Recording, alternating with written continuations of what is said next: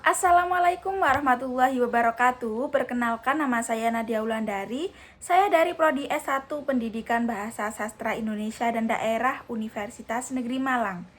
Nah, di sini saya akan menjelaskan mengenai apa itu pendekatan mimetik dalam karya sastra, terutama puisi.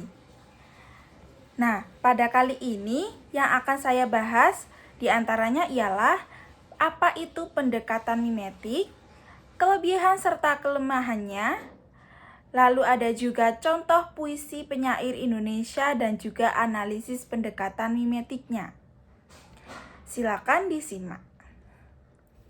Nah, pendekatan dalam karya sastra sendiri menurut Tiu pada tahun 1984 ialah pendekatan karya sastra yang memandang adanya 4 situasi pemberi makna, yaitu yang pertama semesta atau universe, 2 pembaca atau audience, yang ketiga pengarang atau artis, dan yang keempat karya itu sendiri atau work.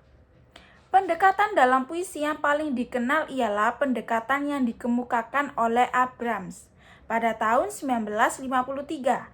Abrams menyebutkan terdapat 4 pendekatan untuk memahami karya sastra puisi. Yang pertama ada pendekatan mimetik, yang kedua ekspresif, yang ketiga pragmatik, dan yang terakhir objektif.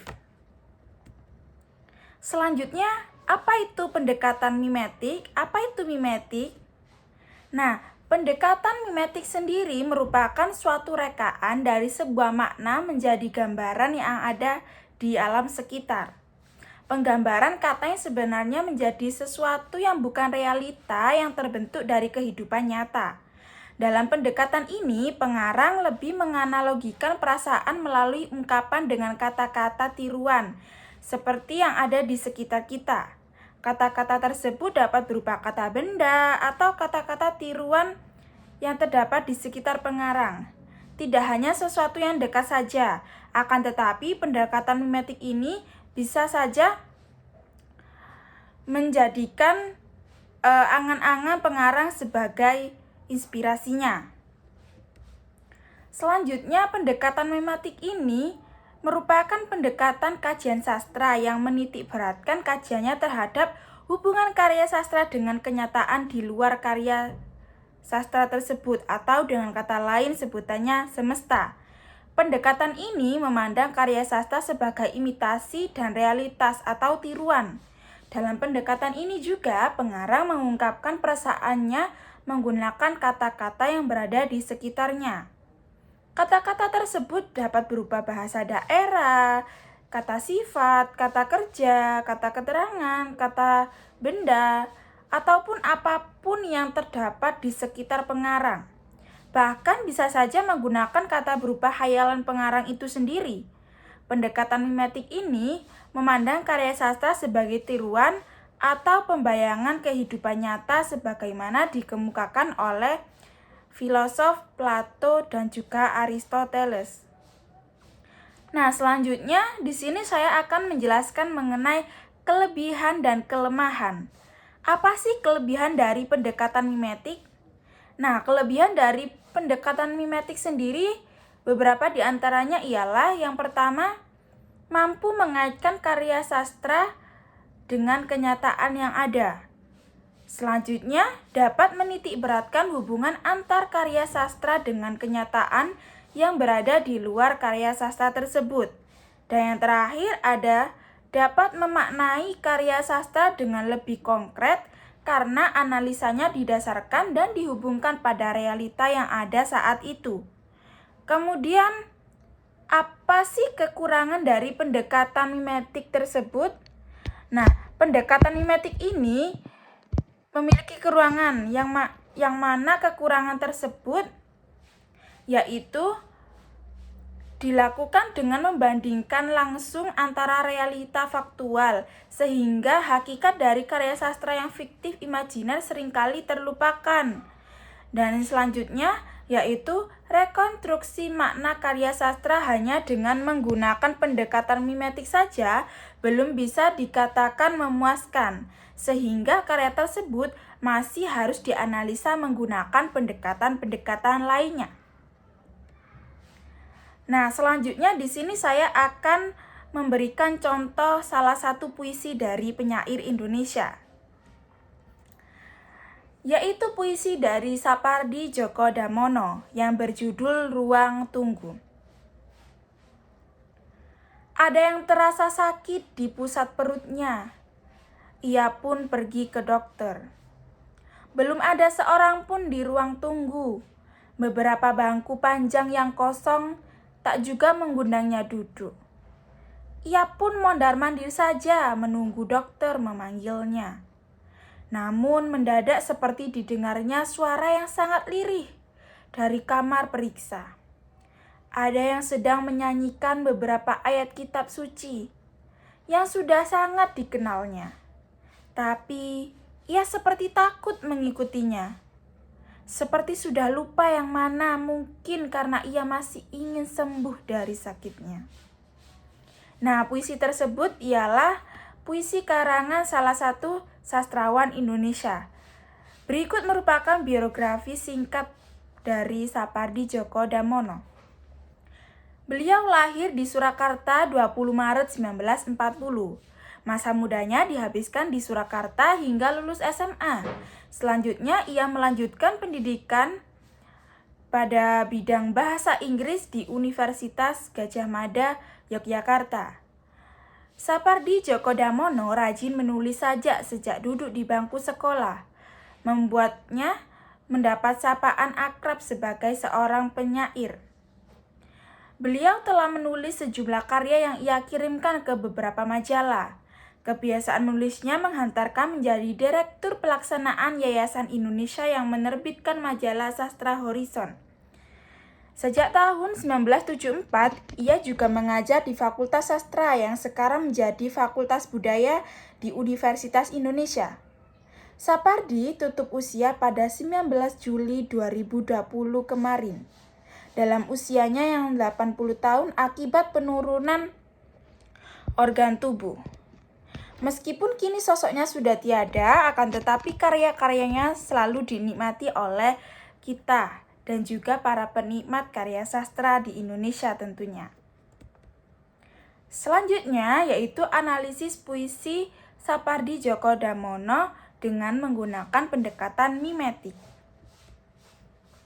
Puisi yang berjudul Ruang Tunggu tersebut merupakan salah satu puisi yang dimuat dalam buku kumpulan sajak milik Sapardi Djoko Damono yang berjudul Ayat-Ayat Api. Nah, puisi tersebut mengisahkan tentang seseorang yang merasa sakit. Kemudian ia datang ke rumah sakit untuk berobat. Pada umumnya, kita sebagai manusia tentu akan melakukan hal yang sama, yakni mencari dokter agar dapat membantu pemulihan kondisi tubuh kita. Hal ini dapat ditemukan dalam penggalan bait puisi berikut ini, yaitu ada yang terasa sakit di pusat perutnya, ia pun pergi ke dokter. Nah, selanjutnya pada bait tersebut juga dijelaskan bahwasanya tentang kondisi sebuah ruangan yang menjadi tempat keberadaan orang tersebut atau pasien tersebut yang hendak menunggu dokter atau giliran pemeriksaan. Digambarkan bahwasanya terdapat bangku panjang yang kosong, yang mana belum ada seorang pun yang terlihat di ruangan tersebut. Alhasil, orang tersebut mondar-mandir menunggu gilirannya diperiksa. Hal ini dapat kita ketahui dari penggalan bait berikut ini. Seperti yang ada di layar, belum ada seorang pun di ruang tunggu. Beberapa bangku panjang yang kosong tak juga mengundangnya duduk. Ia pun mondar-mandir saja, menunggu dokter memanggilnya. Nah, orang tersebut tampaknya sendirian. Ia juga tampak merasa takut dan gelisah hingga walaupun melihat bangku yang kosong, ia tetap memilih mondar-mandir dan tidak berniat untuk mendudukinya. Hal-hal yang digambarkan dalam penggalan bait tersebut dapat kita jumpai dalam kehidupan nyata, yakni bangku panjang yang terdapat di ruang tunggu rumah sakit, puskesmas, ataupun klinik. Selain itu juga suasana yang dihadirkan selama menunggu ketika merasa gelisah, takut, terkadang kita melakukan hal-hal yang tidak kita sadari. Selanjutnya pada bait berikutnya, mungkin sudah tenggelam dalam pikirannya sendiri, orang tersebut atau pasien tersebut tiba-tiba seperti mendengar sebuah suara yang lirih. Suara tersebut sedang melantunkan ayat-ayat kitab suci, yang mana pasien tersebut atau orang tersebut sering mendengarnya. Meskipun demikian, orang tersebut tetap merasa takut untuk mengikuti suara lirih tersebut, hingga ia mulai berpikir mengenai hal-hal aneh yang membuatnya berpikir mengenai kematian, contohnya, atau sesuatu yang tidak ia inginkan sebelumnya. Nah, setelah mendengar suara-suara tersebut, tergugahlah dirinya untuk bertekad ia harus terus melanjutkan hidup. Ia masih ingin sembuh, ia harus sembuh. Oleh karenanya, ia datang ke dokter dengan besar harapan untuk penyakitnya dapat diobati. Hal tersebut digambarkan dalam penggalan bait, tapi ia seperti takut mengikutinya, seperti sudah lupa yang mana mungkin karena ia masih ingin sembuh dari sakitnya. Nah, amanat dalam puisi tersebut apa sih? Amanat atau pesan yang disampaikan oleh penyair dalam puisi Ruang Tunggu tersebut diantaranya ialah ketika kita dalam kondisi sakit, tentu kita semua ingin sembuh. Berobat ke dokter meskipun memakan biaya yang tidak sedikit, akan kita lakukan demi kesembuhan orang terdekat kita maupun kita sendiri. Oleh sebab itu, puisi ini erat kaitannya dengan kehidupan sehari-hari, yakni keinginan seseorang untuk pulih atau sembuh dari sakit yang dengan menempuh berbagai usaha. Sembuh dalam hal ini bukan hanya sembuh dari penyakit yang diderita, melainkan juga sembuh dari tekanan batin seperti rasa takut atau kegelisahan yang ada dalam diri seseorang, dan pasti pernah dirasakan oleh semua orang. Puisi berjudul Ruang Tunggu ini mengajarkan kita bahwa pentingnya sebuah kesehatan atau pentingnya menjaga diri kita untuk tetap sehat. Jika terdapat satu anggota tubuh kita yang sakit, maka secara tidak langsung otak akan merespon dan menimbulkan perasaan khawatir, cemas, atau bahkan takut pada penyakit tersebut. Dalam hal ini, penyakit batin biasanya yang jauh lebih berbahaya jika dibandingkan penyakit fisik. Sebab penyakit fisik bisa sembuh dengan obat-obatan, sedangkan penyakit batin belum tentu bisa sembuh dengan obat-obatan, dan bahkan penyakit batin ini bisa pulih dengan iman yang kuat, serta rasa optimisme yang tetap dipertahankan si penderitanya. Nah, cukup sekian penjelasan dari saya mengenai pendekatan mimetik dan juga contoh puisi dari penyair Indonesia.